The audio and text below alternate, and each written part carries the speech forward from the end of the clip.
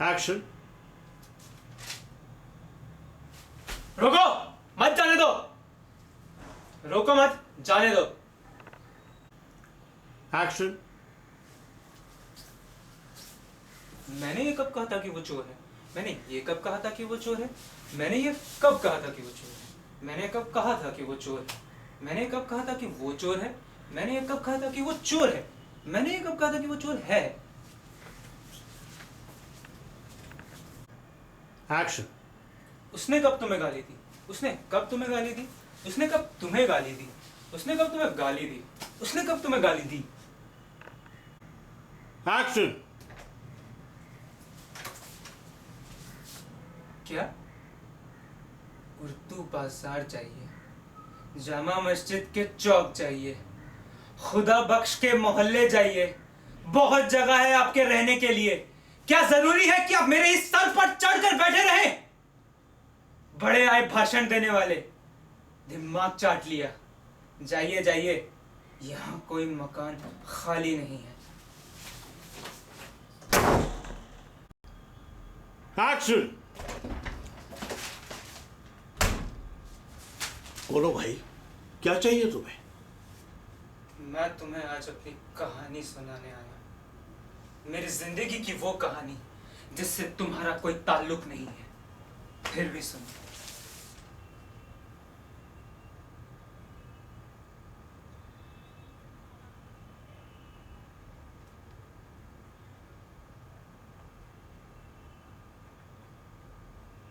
मैं बहुत छोटा सा था,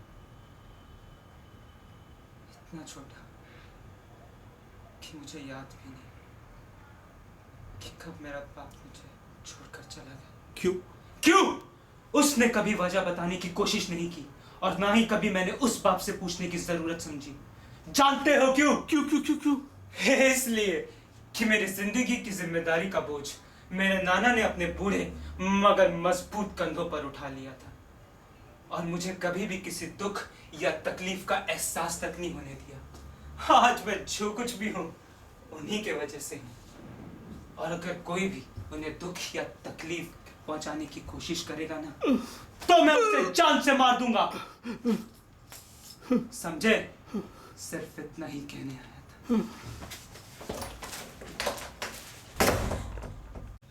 एक्शन। बोलो भाई, क्या चाहिए तुम्हें?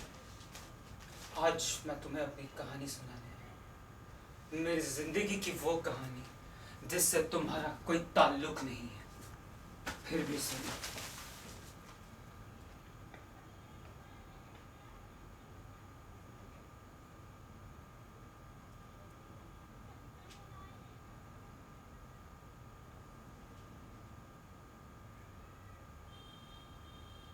मैं बहुत छोटा सा था, इतना छोटा कि मुझे याद भी नहीं कि कब मेरा बाप मुझे छोड़कर चला गया। क्यों? क्यों?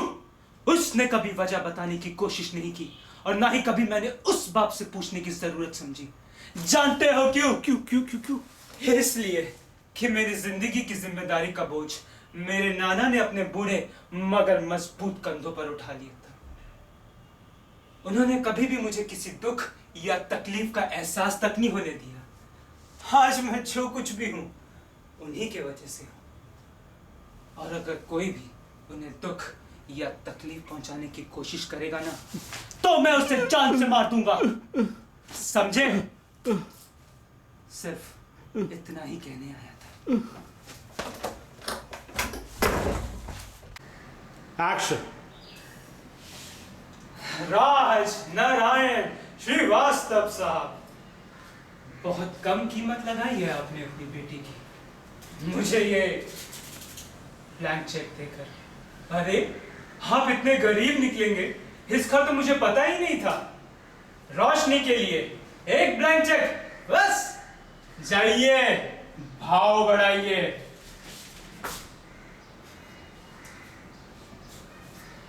डर गए?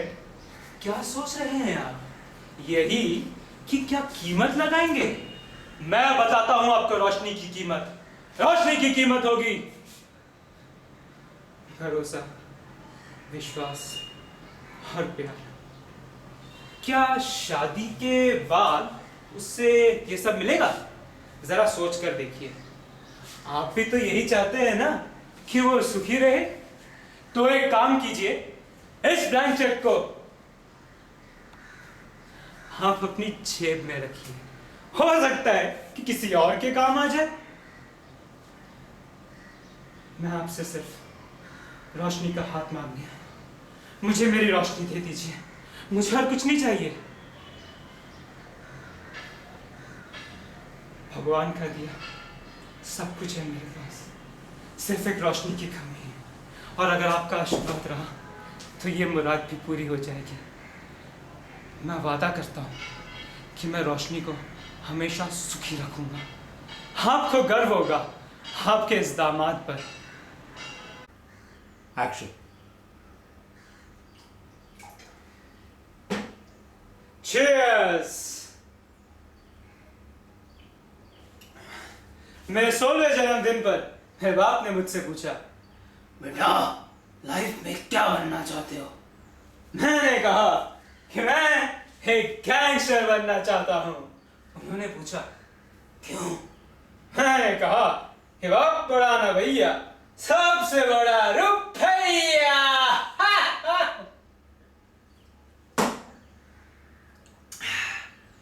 उस दिन मेरे बाप ने मुझे जोर का एक झापड़ मारा। और आज 4 साल बाद मेरा बाप मेरे साथ आगे मर्सिडीज में बैठ के ऐसे फील कर रहा था जैसे कि मैं कोई गैंगस्टर नहीं, प्राइम मिनिस्टर हूं।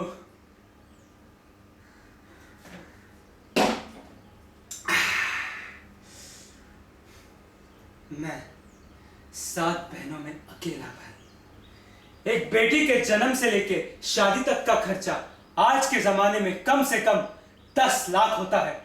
यानी कि मेरा बाप अब तक 70 लाख के कर्जे में था।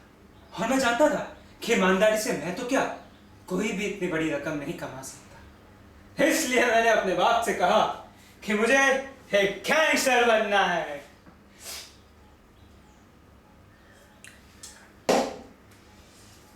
पर तब मेरी बात किसी के समझ में नहीं है। घर वाले तो घर वाले, बाहर वालों तक ने मुझसे बात करना बंद कर दिया था। जब पहली बार पुलिस मेरे घर आई तो कमाल की बात यह हुई कि एक 2 टक्के के हवलदार ने मुझे झापड़ मारा, वो भी सबके सामने। बाद में मालूम है क्या हुआ? उस हवलदार के बच्चे के स्कूल में दाखिल होने का डोनेशन मैंने दिया। और फिर धीरे धीरे बड़े बड़े पुलिस अफसर तक मेरी पनाह में फलते रहे, फालतू कुत्तों की तरह। हाँ, तब भी मुझे कभी कभी ले जाया करते थे, मगर पूरे अदब के साथ। और आप यकीन करेंगे, वो भी इत्तला करके। वक्त गुजरता गया और धीरे धीरे ये ले जाने का सिलसिला भी खत्म हुआ।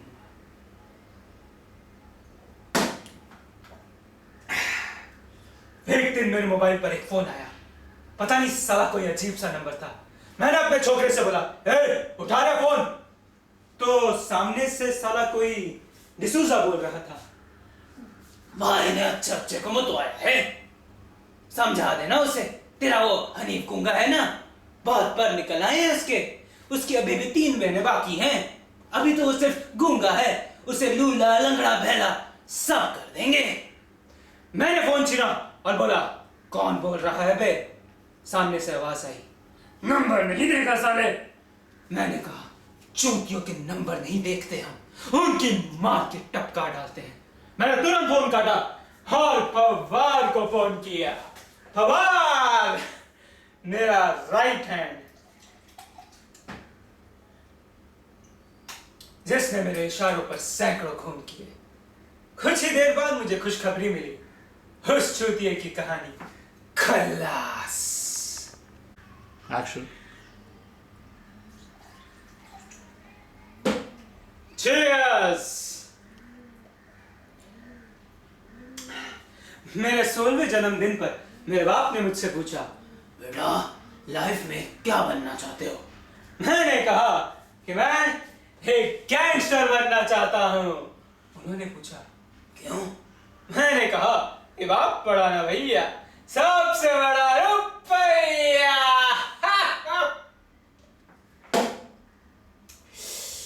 उस दिन मेरे बाप ने मुझे जोर का एक झापड़ मारा, और आज 4 साल बाद मेरा बाप मेरे साथ आगे मर्सिडीज में बैठ के ऐसे फील कर रहा था जैसे कि मैं कोई गैंगस्टर नहीं, प्राइम मिनिस्टर हूं।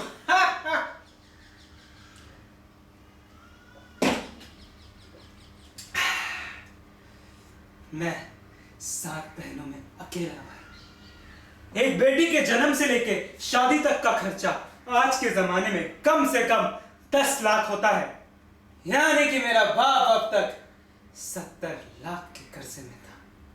और मैं जानता था कि ईमानदारी से मैं तो क्या, कोई भी इतनी बड़ी रकम नहीं कमा सकता था। इसलिए मैंने अपने बाप से कहा कि मुझे एक गैंगस्टर बनना है। पर तब मेरी बात किसी के समझ में नहीं आई। घर वाले तो घर वाले, मोहल्ले वालों तक ने मुझसे बात करना बंद कर दिया। जब पहली बार पुलिस मेरे घर आई तो कमाल की बात यह हुई कि 2 टक्के के हवलदार ने मुझे झापड़ मारा, वो भी सबके सामने। बाद में मालूम है क्या हुआ? उस हवलदार के बच्चे के स्कूल में दाखिल होने का डोनेशन मैंने दिया, और फिर धीरे धीरे बड़े बड़े पुलिस अफसर तक मेरी पनाह में फलने लगे, फालतू कुत्तों की तरह।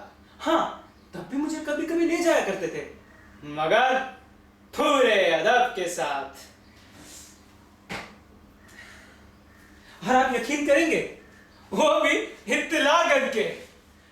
वक्त गुजरता गया और धीरे धीरे हिले जाने का सिलसिला भी खत्म हुआ।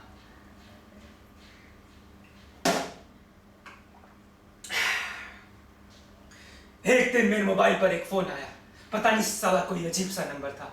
मैंने अपने छोकरे से बोला, ए, उठा रहे फोन। तो सामने से साला कोई डिसूजा बोल रहा था। भाई ने अच्छा कमतवाया है। तेरा वो हनीफ गुंगा है ना, समझा देना उसे।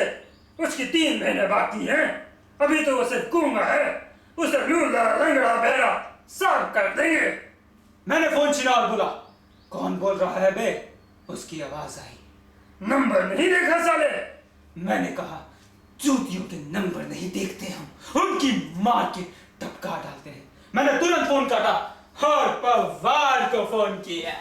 फवाद, मेरा राइट हैंड, जिसने मेरे इशारों पर सैकड़ों खून किए। कुछ ही देर बाद मुझे खुशखबरी मिली, उस चूतिए की कहानी खलास। एक्शन।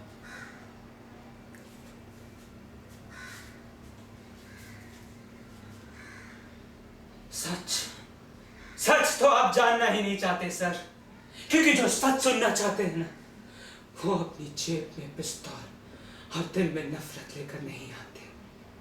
बहुत बड़ा कलेजा चाहिए सर, बहुत बड़ा कलेजा चाहिए सच को सुनने के लिए। और सच ये है कि जब आदमी दौलत और ताकत पाकर बड़ा हो जाता है, उतना ही वो सच और असलियत से दूर हो जाता है। वो समझने लगता है कि जो उसने सोचा वही सच है, और जो उसने किया वही ठीक।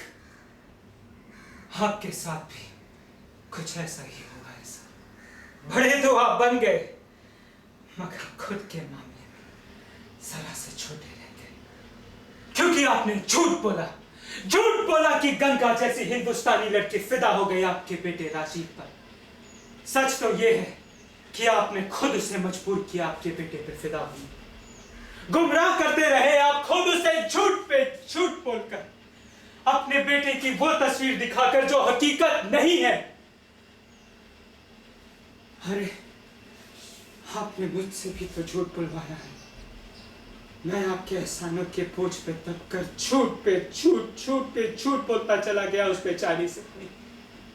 राजीव बहुत अच्छा लड़का है, सिगरेट शराब जुआ लड़की कोई ऐब उसमें नहीं है। बुजुर्गों का आदर करना, लड़ाई झगड़ों में ना पड़कर सबके साथ खुशी से मिलजुल कर रहना ही खासियत है आपके कमीने बेटे राजीव की, है ना? यही सारी पट्टियां गंगा को पढ़ाने के लिए कहा था ना। मगर अब मुझे एहसास हो चुका है कि आपके बहकावे में आकर मैं कितना बड़ा पाप कर बैठा। मैं गंगा को और बहकावे में नहीं रखना चाहता। इससे पहले कि आप बाप बेटे अपनी अगली चाल चले, मैं गंगा को सब कुछ बता दूंगा।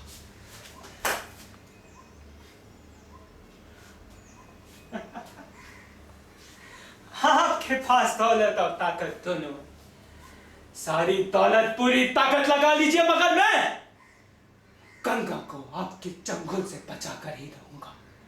Good bye.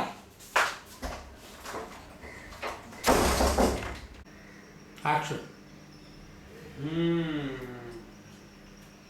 तो तूने ये कहा कि उस रात तुझे गुस्सा आ गया था, बार बंद हो चुका था, तुझे और चढ़ानी थी, 1000 रुपए तक देने को तैयार था तू एक पैक के लिए, पर वहां जो वेट्रेस जेसिका थी उसने देने से मना कर दिया। तेरे कई बार रिक्वेस्ट करने पर भी तो तूने पिस्तौल निकाल ली, 22 बोर इटालियन मेक वाली। तूने ये भी कहा कि तेरा इरादा सिर्फ उसे डराने का था, इसलिए तूने गोली उसके कान से 2 इंच दूर मारी, तो फिर गोली उसको लग कैसे गई? तू चश्मा पहनता है ना, उस तरह चश्मा पहना था तूने? नहीं ना? इधर देख, मेरी उंगली मेरे कान से कितने इंच दूर है? बोलना। भैंचोद, बिना चश्मे के दिखता नहीं है, चला था कान से 2 इंच दूर गोली मारने। आगे बोल, अबे ओए, आगे बोल। देख भाई, डरने की कोई जरूरत नहीं है, हम सब तेरे साथ हैं, गलती हो जाती है यार। आगे बोल, अबे ओए, आगे बोल। देख यार, तुझ पे हाथ ना उठाने का बड़ा प्रेशर है मुझ पे। बड़े बाप का बेटा जो है, अब तू चुप रहेगा तो मेरा हाथ उठ जाएगा। तो तूने लास्ट ये बताया कि तूने उसके कान से 2 इंच दूर गोली चलाई, फिर क्या हुआ? मैंने पूछा, उसके बाद क्या हुआ? मैं घबरा गया और वहां से भाग गया। तो तेरी गांड पड़ गई और तू वहां से भाग गया। जेसिका मर गई है, तूने मारा है उसे। बच्चू, तू तो गया तू तो। एक्शन।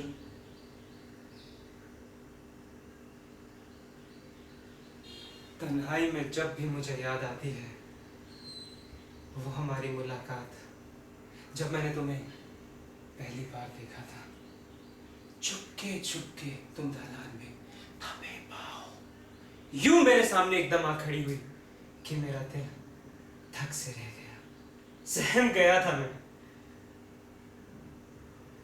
और वो समा भी याद है मुझे, हल्की हल्की सी बौछार पड़ रही थी, बरसात की पहली बूंदें, हमारे चेहरे भीग रहे थे, मगर हमारी आंखें जो एक दूसरे में यूं उलझ गए थे जैसे दो चुंबक एक दूसरे से अलग ना हो पाए। तभी अचानक एक आवाज ने मैं चौंका दिया था। मैं एकदम से जो मुड़ने को हुआ तो गिरने लगा, तुमने लपक कर मुझे बचाना चाहा।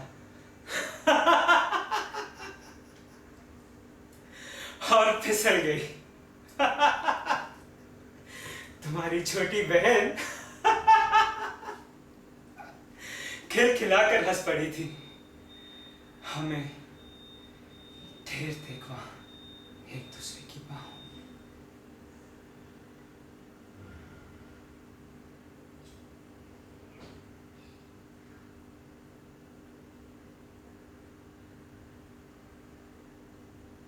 हाँ,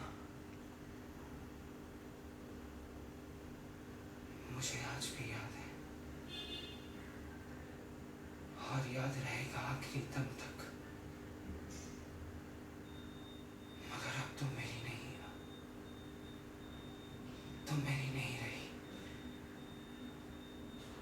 तुम मेरी नहीं रही, अब तुम मेरी नहीं हो।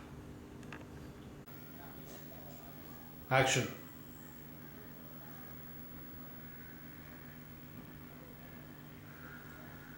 तन्हाई में जब भी मुझे याद आती है वो हमारी मुलाकात, जब मैंने तुम्हें पहली बार देखा था।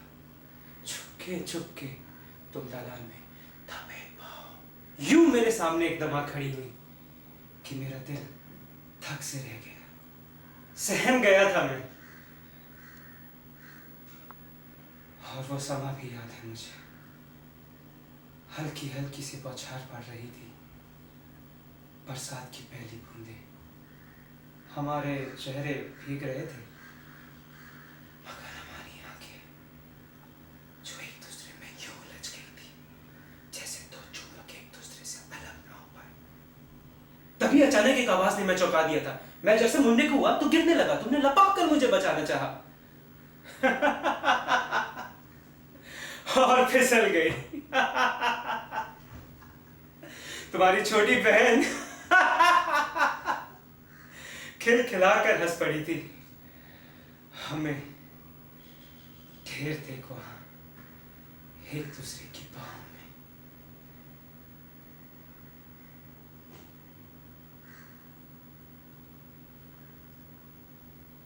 हाँ, मुझे आज भी याद है और याद रहेगा आखिरी दम तक। मगर अब तुम मेरी नहीं हो, अब तुम मेरी नहीं हो, मेरी नहीं रही तुम, अब तुम मेरी नहीं हो। एक्शन।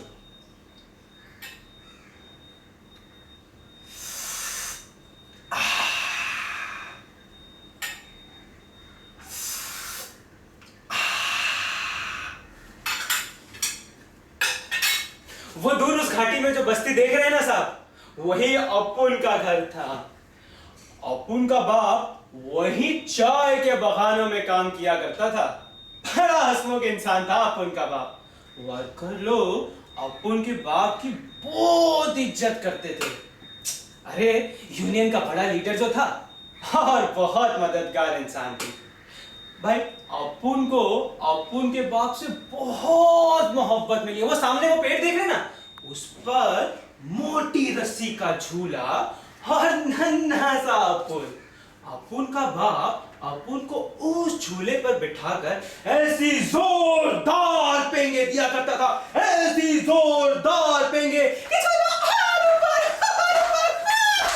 झूला साय साय साय। झूला जब नीचे आता है ना तो पेट में कैसा लगता है ना साहब। बड़े अच्छे दिन थे। फिर अचानक इतनी पुलिस आई और अपुन के बाप को पकड़ कर ले गए। और तो कुछ रोज बाद अपुन की माँ भी अपुन को छोड़कर चली गई। माँ बच्चे को छोड़कर चली गई। हाँ क्या उम्र थी मेरी? इतना सा था? नहीं नहीं इतना सा था। रोता रहा, बिलखता रहा, लेकिन मजाल है कि किसी ने अपुन को पानी भी पूछा हो। फिर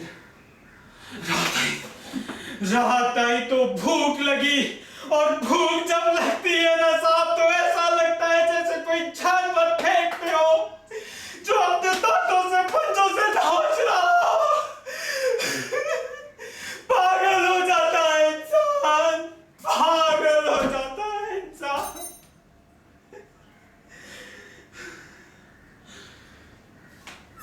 फिर उसी रात अपुन देखा एक कुत्ता उसी पेड़ के नीचे बैठा जहां अपुन का बाप अपुन को झुलाया करता था। पता नहीं कहीं से रोटी का टुकड़ा लाकर चबा रहा था, चबड़ चबड़ चबड़। अपुन ने उठाया एक पत्थर और दे मारा उस कुत्ते को। कुत्ता रोटी लेकर भागा, अपुन उसके पीछे भागा। कुत्ता भागा, अपुन भागा, कुत्ता भागा, अपुन भागा, और भागते भागते और रोटी उसके मुंह से गिर गई और अपुन ने लपक कर उसे उठा ली।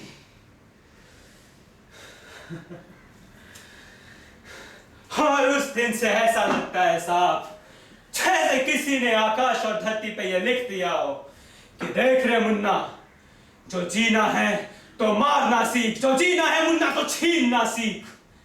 ऐसा लगता है साहब, ऐसा लगता है।